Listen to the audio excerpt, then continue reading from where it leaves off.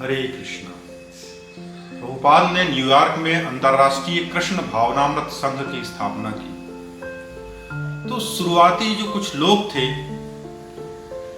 उनमें कुछ ऐसे लोग थे जो हिप्पी थे। उस समय बड़ा कल्चर था, तरह तरह के नशे करते थे, रोड पे सो जाना, ऐसे लोग जिनका कोई ठिकाना नहीं होता था, वो एडिक्शंस में लिप्त थे। जब उन्होंने देखा कि एक भारतीय साधु आया है और बड़ा अच्छा कीर्तन करता है, कीर्तन के बाद प्रसाद बना के खिलाता है, तो जैसे वो सब कुछ कर लेते थे, उन्होंने सोचा चलो इसको भी ट्राई करते हैं। आए प्रभुपाद के साथ बैठने लगे, उनमें से कुछ लोग बैठने लगे। धीरे धीरे उनके ऊपर कीर्तन और प्रसाद का रंग जमने लगा। रंग ऐसे जमने लगा कि अब उन्हें एक नया नशा चढ़ने लगा। और प्रभुपाद जैसा गुरु और वो धीरे धीरे उनकी संगत दोनों असर दिखाने लगे। प्रभुपाद ने उनसे नहीं कहा कि तुमने ऐसे सुधरना है, क्या करना है। वो आ जाते, कीर्तन करते, प्रसाद लेके चले जाते। वो जो असर शुरू हुआ, वो जो प्रभाव शुरू हुआ, वो प्रभाव ऐसा कुछ होने लगा कि धीरे धीरे उनका जीवन में बदलाव होने लगा। जुड़ने लगे, और लोग जुड़ने लगे, और लोग जुड़ने लगे। और जो लोग जुड़ते गए, उन्हीं लोगों ने न्यूयॉर्क में इस्कॉन के कार्य को आगे बढ़ाया। तो आप सोच सकते हो कि ऐसे व्यक्ति जो हिप्पी कहलाते हैं, जब वो भक्ति कार्य से जुड़ गए तो उनके जीवन में कितना गहरा बदलाव आया कि वह खुद भक्ति आंदोलन से जुड़ गए। उन्होंने इतना महत्वपूर्ण योगदान भक्ति आंदोलन में दिया। तो आप सोच सकते हो कि ऐसे लोग जो जीवन में भ्रमित स्थिति में हैं, वह भी अपने जीवन को कितना सुधार सकते हैं, और बड़ी ही आसानी से, सुगमता से, सरलता से। तो हर व्यक्ति जो कहीं भी किसी व्यसन का या किसी रोग का शिकार है, उसके जीवन में बदलाव आना संभव है, बशर्ते कि उसे कोई ऐसी शक्ति मिल जाए, ऐसा तरीका मिल जाए जिस तरीके से धीरे धीरे वो अपनी दुनिया से वापस आ सके। और फिर वो जिस जीवन को एंजॉय कर सकता है, वो उसकी कल्पना भी नहीं कर सकता।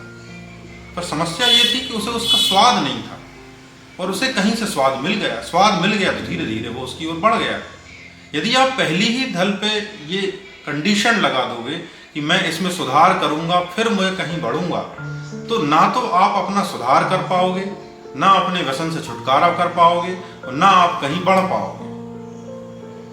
इसका दूसरा तरीका यह है कि यदि आपको कोई दूसरी ताकत मिल गई और उस दूसरी ताकत का प्रभाव इतना गहरा हो गया कि आपके जीवन में परिवर्तन आने लगे, तब आपकी हरकतें सुधरती चली गई, या आपकी हरकतें अपने आप बदलती चली गई, आपकी आदतें अपने आप बदलती चली गई, और आपको उन गहनतम आदतों से छुटकारा मिल गया जिनको छोड़ना आपके लिए संभव नहीं था। और ऐसा आज के जीवन में इतना अधिक देखने को मिलता है कि लोग अपने व्यसन से, अपनी समस्याओं से त्रस्त हैं, लेकिन उनके पास ऐसा कोई तरीका नहीं है कि जिससे कि वो छूट सके। और खुद के छूटने से वो नहीं छूटता, क्योंकि यदि आपके छूटने से, आपके विल पावर से वो छूट सकता तो वो होता ही नहीं। आप ही थे जिसने उसे शुरू किया, आप ही हो जिसे उसे कर रहे हो, आप ही हो जिसे उसे छोड़ना है। लेकिन चूंकि आपके अंदर इतनी शक्ति होती, आपकी विल पावर इतनी मजबूत होती, तो आप उसको शुरू ही ना करते। तो आप किसी ऐसी शक्ति से जुड़िए, ऐसी कार्य से जुड़िए जिसका नशा आपके नशे से ज्यादा बड़ा हो। यदि उसका नशा आपके नशे से ज्यादा बड़ा हो गया, तो आपके जो प्रॉब्लम्स हैं, आपके जो छोटे छोटे नशे हैं, वो धीरे धीरे अपने आप कम होने लगेंगे। और एक समय ऐसा आएगा जब आपको पता भी नहीं चलेगा और आप उन समस्याओं से ऊपर आ चुके हो, और आपको उसके लिए प्रयत्न नहीं करना पड़ा। आपका प्रयत्न कहाँ था? आपका प्रयत्न उस अच्छी शक्ति से जुड़ना था, आपका प्रयत्न कीर्तन में था, आपका कीर्तन, भजन, इन चीजों में था।